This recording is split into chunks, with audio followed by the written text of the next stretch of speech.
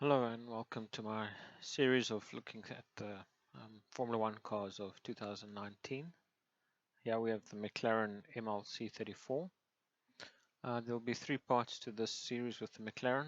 So the first part we'll look at the front wing and the front of the car. The part 2 we'll look at the barge boards and the middle of the car.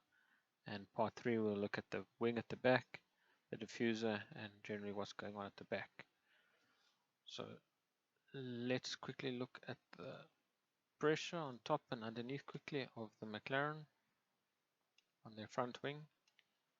So you can see there's a bit of low pressure here on the front, but in general there's a high pressure in a lot of the wing compared to the Williams. And if we put on the Mercedes car, you can see Mercedes has a lot darker red, higher pressure, and there's some lighter red here with the McLaren.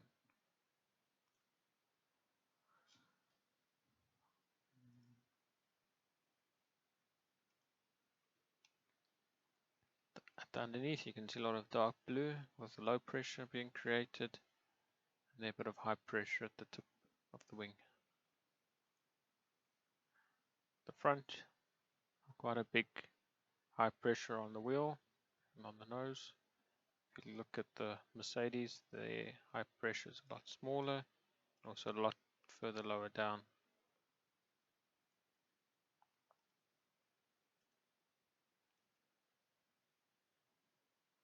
So you can see just a little bit smaller. They're managing that pressure on the front wheel a lot better than the McLaren.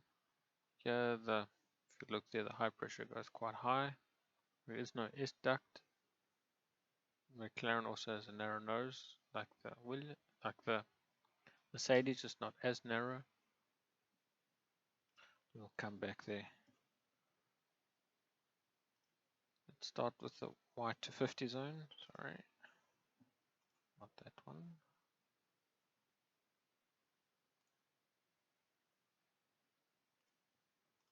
We want this one. So there on the McLaren from the Y250, they're creating the vortex, goes into the barge boards.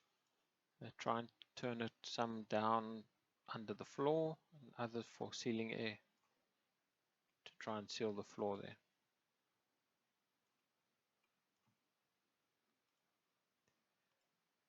On their front flap,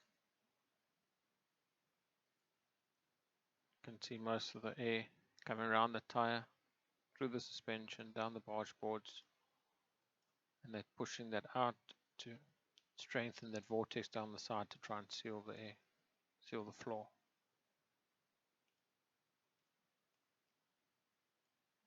From the nose, comes down the edge through the barge boards, through that piece there, down there, also trying to get some of it underneath the floor. Most of it's coming out the side here and sealing, joining that air out the side. There you can see it coming out the side there, creating a low pressure under the front of the car.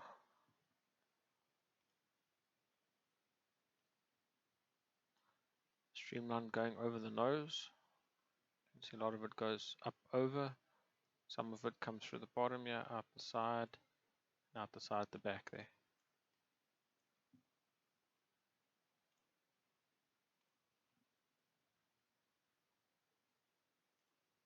And the front vortex generator over here, you can see they're making a nice strong vortex close to the car. Not as wide as the Williams was. And then also the McLaren had this nostril feature on their front wing, front of the nose. And you can see that was to push air, try get air under the floor. Looks like they were, if they had another turning vane here, they might have been able to get more, turn this air a bit more, stay under the floor a bit longer to create a larger low pressure zone under the car.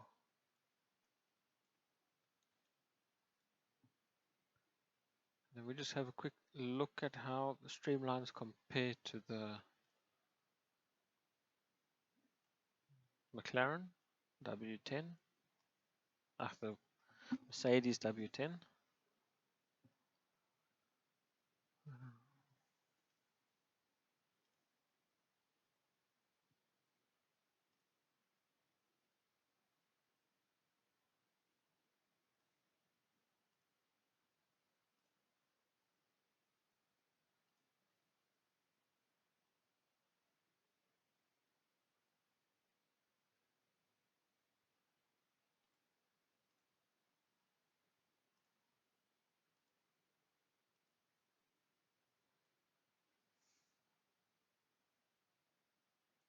So there you can see it's also keeping the air straight, close to the car, with a strong vortex here close, trying to seal the floor with this vortex. A lot better than the Williams did. The Williams had this big wake out to the side. But you can see the Mercedes-Benz is getting a lot more air from the front of the car, underneath the car, out through the diffuser. While the McLaren doesn't seem to be getting that much, the same amount out the back there. So it seems like the McLaren was going more for getting that air out the front, to the side to try and seal it with a strong vortex. And then a lot of it not so much going underneath the car, while the Mercedes is getting some air underneath the car.